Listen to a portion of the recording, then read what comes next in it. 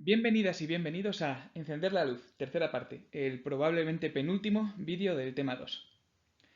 En este vídeo vamos a continuar con los elementos que hay que definir cuando se está planificando la metodología. En este caso, una vez explicadas las variables en el vídeo anterior, vamos a pasar a explicar los diseños de investigación. Comenzamos por el diseño. Se puede definir diseño de investigación como el plan, estructura y estrategia de una investigación cuyo objetivo es dar respuesta a ciertas preguntas. Como veis, es una definición relativamente similar o parecida, vamos, en la misma línea, al concepto que manejábamos de enfoque. Y esto tiene sentido. Esto es porque los diseños de investigación suponen un paso más, un nivel más de concreción con respecto a lo que hacíamos en los enfoques. ¿Vale? Mientras que un enfoque metodológico establece una serie de principios generales sobre cómo debe hacerse, qué técnicas estadísticas podemos utilizar, en qué orden tenemos que llevar a cabo los pasos, si podemos volver atrás o no, si tenemos que formular hipótesis o no tenemos que formular hipótesis, etc. Pero son principios generales. En un diseño de investigación lo que hacemos es establecer qué es lo que vamos a hacer en concreto, en esta investigación específica. De alguna manera, mientras que un enfoque metodológico lo que nos dice es cómo tenemos que hacer las cosas, un diseño de investigación lo que nos establece es qué es lo que vamos a hacer. ¿De acuerdo? De esta manera, el diseño de investigación nos va a marcar o se va a centrar en algunos aspectos muy concretos de nuestra investigación. Por ejemplo, nos va a marcar el nivel de manipulación que se va a tener sobre las variables independientes, el control que se va a tener, el nivel de control que va a haber sobre la variable extraña, cómo se van a seleccionar los grupos y sobre todo si vamos a tener, cómo se va a seleccionar la muestra y cuántos grupos vamos a tener en nuestro estudio. Y el diseño de investigación también nos va a establecer si vamos a estar en un nivel más natural o un nivel más artificial. A lo largo de esta presentación vamos a ir profundizando un poco más en estos conceptos, ¿vale? Por ejemplo, y vamos a ver distintas formas de clasificar las investigaciones, ¿vale? Vamos a distinguir dos tipos grandes de investigaciones, o en esta presentación va a ser clave estos tres conceptos. Lo que sería el nivel de control que vamos a tener sobre nuestras variables, hasta qué punto se van a medir las variables, o vamos a intentar controlar nuestras variables, y esto nos va a marcar el número de grupos que vamos a tener en nuestra investigación. Vale.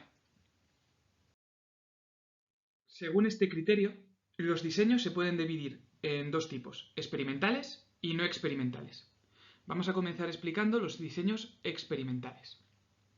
En este tipo de diseños existe un control y manipulación total tanto de la variable independiente como de las variables extrañas. ¿Vale? Esta es la clave para distinguir este diseño de los no experimentales. En este diseño tendremos un total control y manipulación de las variables independiente y extrañas. ¿Cómo se consigue esto? Bien, esto se consigue dividiendo a las personas que participan en el estudio en dos grupos que sean iguales, ¿vale? Seleccionamos, imaginaros que tenemos para el ejemplo de la animaloterapia, queremos ver si participar en animaloterapia, en actividades de animaloterapia, mejora la autoestima de los adolescentes, dividiríamos a nuestros adolescentes en dos grupos, que serían iguales. El género estaría distribuido de la misma manera, la edad estaría distribuida de la misma manera, el índice socioeconómico estaría distribuido de la misma manera, así con todas las variables extrañas que hayamos marcado para nuestra investigación, ¿vale? Los hemos dividido en dos grupos que son iguales en cuanto a las variables extrañas de los sujetos, ¿de acuerdo? Una vez hecho esto, a uno de los grupos le modificamos la variable independiente.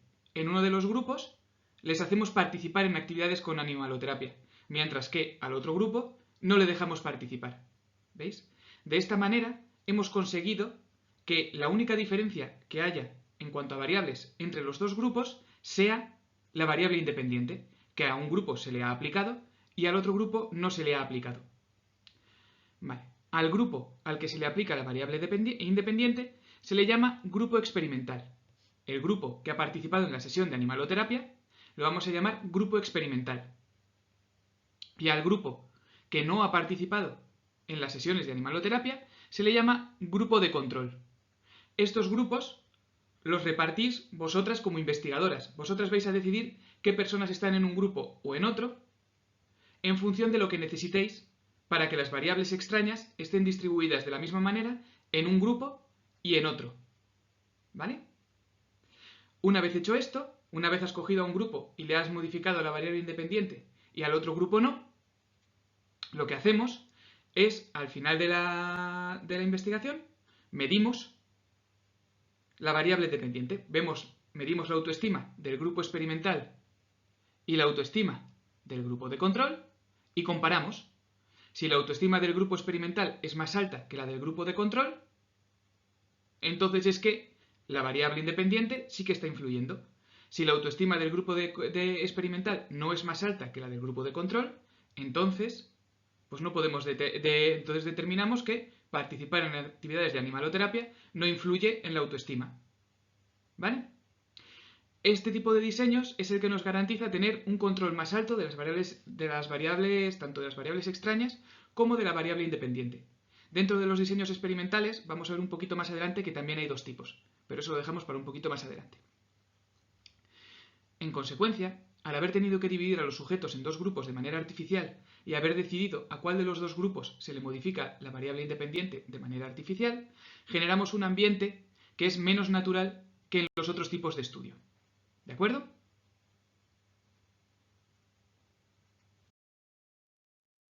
El segundo tipo de diseños que podemos utilizar son los diseños no experimentales, también conocidos como ex post facto. En este tipo de diseños se diferencian de los anteriores en que no existe un control sobre la variable independiente ni sobre las variables extrañas.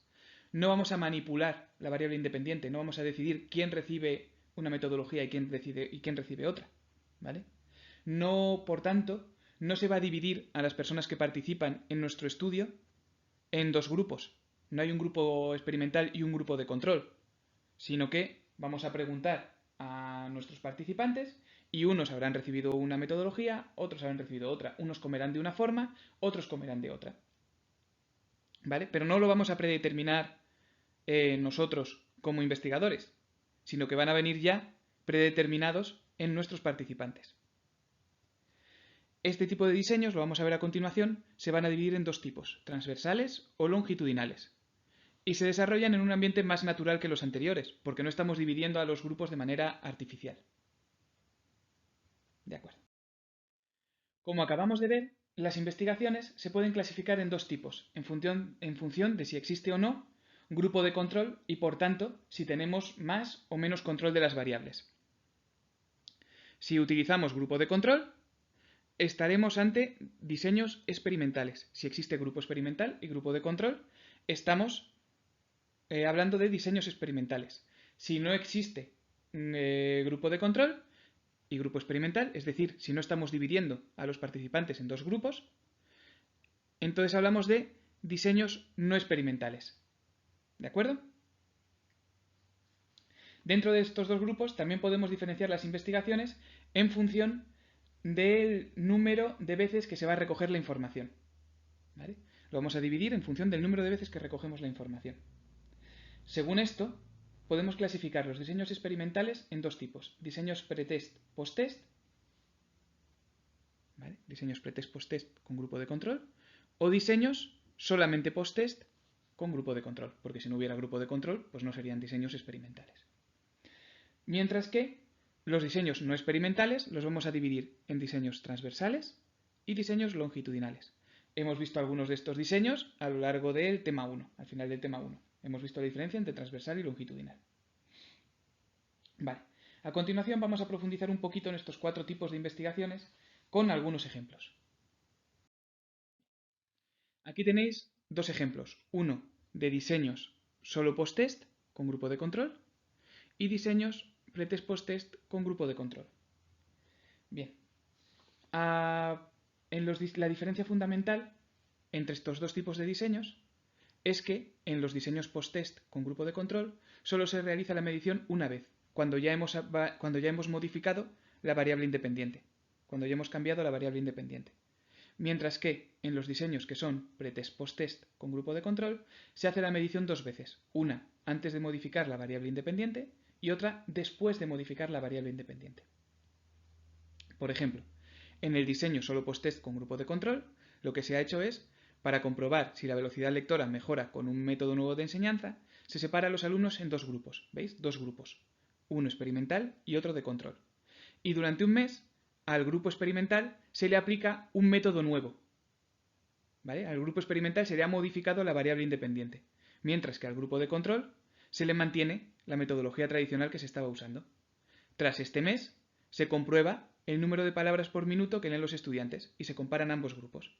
Tenemos una variable independiente que es la metodología, otra variable que es la velocidad lectora, que es la variable dependiente. Se ha llevado a cabo la modificación de la variable independiente, porque a uno de los grupos se le ha cambiado la metodología de manera artificial y al otro se le ha mantenido la que se le estaba dando de manera natural, y la medición se realiza solo una vez, después de haber aplicado la nueva metodología, ¿vale? El caso que tenéis al lado es un ejemplo de la misma investigación, pero si fuera pretest post-test, en lo que se miden dos veces, ¿vale? Se hace una medición, se mide en primer lugar el número de palabras por minuto que son capaces de leer todos los estudiantes, después se hace la división, ¿vale? Se separa a los alumnos en dos grupos homogéneos y se les aplica la metodología nueva a unos y la tradicional al otro, y después, cuando ya les hemos terminado de aplicar la metodología, se les divide otra vez, o sea, se les mide otra vez cuántas palabras por minuto son capaces de medir. Es decir, lo que es la medición se hace en dos veces, en dos momentos.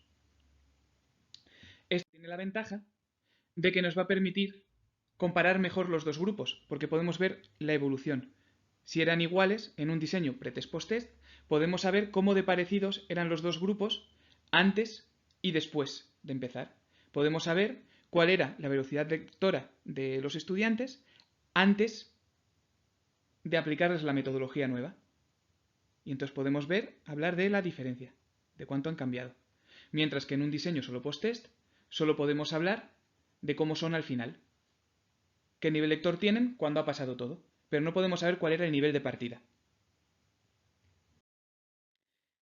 En el caso de los estudios no experimentales, estos se pueden dividir en transversales y longitudinales. Estos ya los vimos en el tema 1, mientras que en los estudios transversales son aquellos en los que la medición se realiza solo una vez. En los estudios longitudinales, la medición se realiza varias veces a lo largo del tiempo, lo que nos permite ver la evolución de los sujetos, ¿vale? Mientras que en el estudio transversal la medición solo se realiza una vez, la medición de la velocidad lectora se realiza solo una vez en cada uno de los cursos, en tercero, cuarto y quinto, pero se realiza solo una vez. En el diseño longitudinal, esta medición se hace en tres momentos, a los mismos estudiantes. A un grupo de estudiantes cuando acaba en tercero, al mismo grupo de estudiantes cuando acaba cuarto y al mismo grupo de estudiantes cuando acaba quinto. De manera que podemos ver cómo evoluciona, cómo esas personas han evolucionado a lo largo de los tres cursos. La ventaja que tienen los diseños longitudinales con respecto a los transversales es que, al igual que nos pasaba con los no experimentales, nos permiten ver la evolución. Y en los transversales pues solo podemos tener fotos de momentos fijos. Vale, pues con esto terminamos los diseños. En el próximo vídeo veremos el muestreo, las técnicas de muestreo, que son el último concepto así importante que nos queda por ver este tema. Estos dos vídeos y el que viene van a ser más densos, pero ya es lo último que nos queda así denso de este tema. ¿Vale? Mucho ánimo. Hasta luego.